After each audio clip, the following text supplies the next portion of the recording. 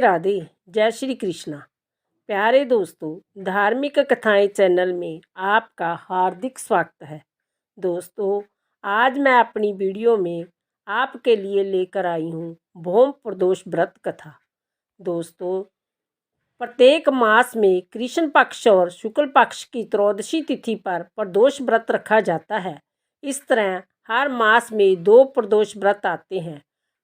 प्रदोष व्रत भगवान शिव भोलेनाथ को समर्पित होता है। प्रत्येक प्रदोष व्रत का नाम सप्ताह के दिन के अनुसार होता है और इसके फल की प्राप्ति भी उसी के अनुसार बढ़ जाती है। प्रदोष व्रत के दिन व्रत रखकर शिव जी के साथ माता पार्वती की पूजा भी की जाती है। इस दिन व्रत करने से शिव जी की कृपा प्राप्त होती है। वह अपने भक्तों के सारे संकटों को दूर कर देते हैं। इस व्रत को करने से भगवान शंकर प्रसन्न होते हैं और आपके परिवार में सुख समृद्धि आती है। दोस्तों, यदि आपने यूट्यूब चैनल धार्मिक कथाएं लाइक और सब्सक्राइब नहीं किया तो ज़रूर करें। बेल आइकन दबाना ना भूलें ताकि जो आने वाली सभी वीडियोज की जानकारी आपको सबसे पहले हो सके। वीडियो को पूरी सुनने के बाद कमेंट बॉक्स में ओम नमो शिवाय लिखना ना भूलें। भौम प्रदोष के दिन व्रत रखने से व्यक्ति को हर तरह के रोगों से मुक्ति मिलती है। मान्यता है कि इस दिन भगवान शिव के साथ हनुमान जी की भी पूजा करने से सभी नकारात्मक शक्तियों का नाश हो जाता है। इस दिन पूजा करने से कई गुना फल प्राप्त होता है। प्रदोष व्रत करने से सारे दोष और कष्ट मिट जाते हैं, क्योंकि प्रदोष काल शिव जी को बहुत ही प्रिय माना गया है। शास्त्रों में कहा गया है कि प्रदोष व्रत रखने से 2 गायों को दान करने के समान पुण्य फल प्राप्त होता है। प्रदोष व्रत करने से दरिद्रता और ऋण के भार से मुक्ति मिलती है। जय व्रत रखने से और पूजा पाठ करने से विवाह में आ रही सभी अड़चनें दूर हो जाती है। इस दिन व्रत रखकर रुद्राभिषेक करना चाहिए। इससे शीघ्र शादी के योग बनते हैं। भौम प्रदोष व्रत के दिन मंगल देव की आराधना करके और हनुमान जी की पूजा करने से मांगलिक दोष खत्म होता है। भौम प्रदोष के दिन शिवलिंग पर बेलपत्र और हनुमान जी को बूंदी का प्रसाद चढ़ाना शुभ माना जाता है। भौम प्रदोष की कथा। पूर्व काल में एक पुत्रवती ब्राह्मणी थी। उसके 2 पुत्र थे। वह ब्राह्मणी बहुत निर्धन थी। देवयोग से उसे एक दिन महर्षि संडाल्या के दर्शन हुए। महर्षि के मुख से प्रदोष व्रत में शिव पूजन की महिमा सुनकर उस ब्राह्मणी ने ऋषि से पूजन की विधि पूछी। उसके श्रद्धा और आग्रह से ऋषि ने उस ब्राह्मणी को शिव पूजन का उपयुक्त विधान बतलाया और उस ब्राह्मणी से कहा, तुम अपने दोनों पुत्रों से शिव की पूजा कराओ। इस व्रत के प्रभाव से तुम्हें 1 वर्ष के पश्चात पूर्ण सिद्धि प्राप्त होगी। उस ब्राह्मणी ने महर्षि संडाल्या के वचन सुनकर उन बालकों के सहित नतमस्तक होकर मुनि के चरणों में प्रणाम किया और बोली, हे ब्राह्मण, आज मैं आपके दर्शन से धन्य हो गई हूँ। मेरे जय दोनों कुमार आपकी शरण में है। जय सूचिव्रत मेरा पुत्र है और जय राजसूत मेरा धर्म पुत्र है। जय दोनों बालक आपके सेवक हैं। आप मेरा आधार कीजिए। उस ब्राह्मणी को शरणगत जानकर मुनि ने मधुर वचनों द्वारा दोनों कुमारों को शिवजी की आराधना विधि बताई। तदनंतर वह दोनों बालक और ब्राह्मणी मुनि को प्रणाम कर शिव मंदिर में चले गए। उस दिन से वह दोनों बालक मुनि के कथन अनुसार नियम पूर्वक प्रदोष काल में शिवजी की आराधना करने लगे। पूजा करते हुए दोनों को 4 महीने बीत गए। एक दिन राजसूत की अनुपस्थिति में सूचिव्रत स्नान करने नदी किनारे चला गया और जल क्रीड़ा करने लगा। संजोग से उसी समय उसे नदी की तलहटी में चमकता हुआ धन का बहुत बड़ा कलश दिखाई पड़ा। उस धन पूर्त कलश को देखकर सूचिव्रत बहुत ही प्रसन्न हुआ। उस कलश को वह सिर पर रख कर ले आया। कलश को भूमि पर रखकर वह अपनी माता से बोला, हे माता, शिवजी की महिमा तो देखो। भगवान ने इस घड़े के रूप में अपार संपत्ति दे दी है। उसकी माता घड़े को देखकर आश्चर्य करने लगी और राजसूत को बुलाकर कहा, बेटा, मेरी बात सुनो, तुम दोनों इस धन को आपस में आधा आधा बांट लो। माता की बात सुनकर सूचीबद्ध अत्यंत प्रसन्न हुआ, परंतु राजसूत ने अपनी असहमति प्रकट करते हुए कहा, हे माँ, यह धन तेरे पुत्र के पुण्य से उसे प्राप्त हुआ है। मैं इसमें किसी प्रकार का हिस्सा लेना नहीं चाहता, क्योंकि अपने किए हुए कर्म का फल मनुष्य स्वयं ही भोगता है। इस प्रकार शिव पूजन करते हुए एक ही घर में उन्हें 1 वर्ष व्यतीत हो गया। एक दिन राजकुमार ब्रह्मणी के पुत्र के साथ बसंत ऋतु में वन विहार करने के लिए गया। वह दोनों जब साथ साथ वन में बहुत दूर निकल गए तो उन्होंने वहां पर सैकड़ों गंधर्व कन्याएं खेलती हुई दिखाई पड़ी।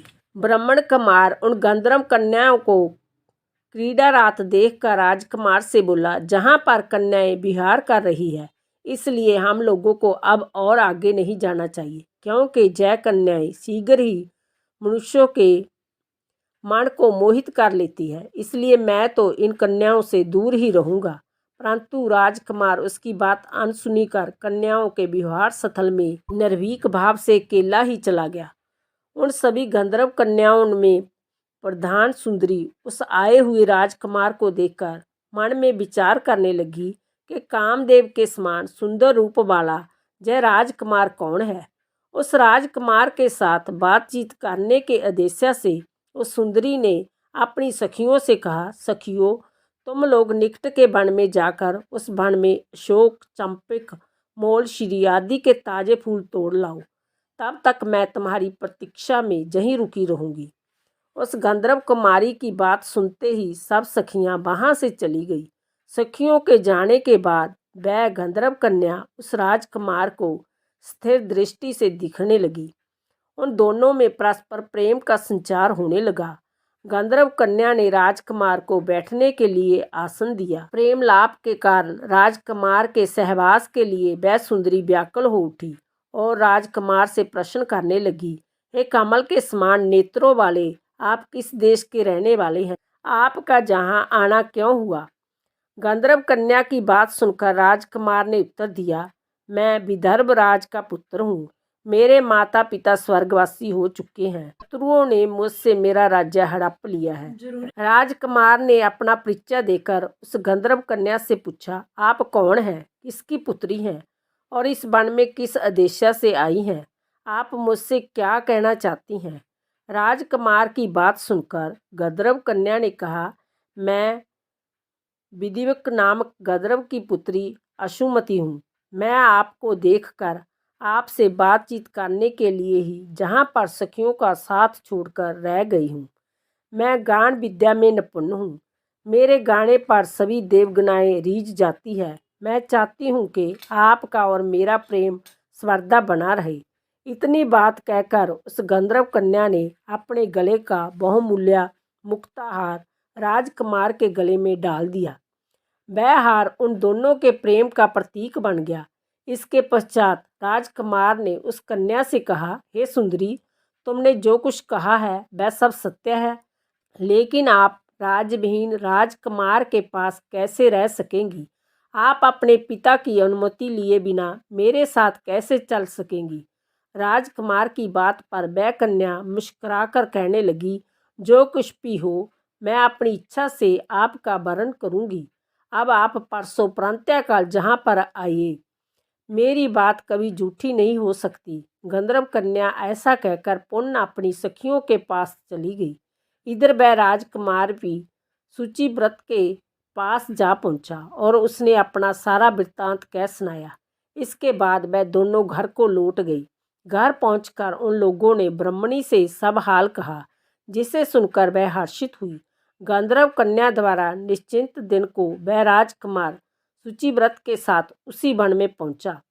गंधर्वराज ने उस दोनों कुमारों का अभिनंदन करके उन्हें सुंदर आसन पर बैठाया और राजकुमार से कहा, मैं परसों कैलाशपुरी को गया था। वहाँ पर भगवान शंकर पार्वती जी के सहित विराजमान थे।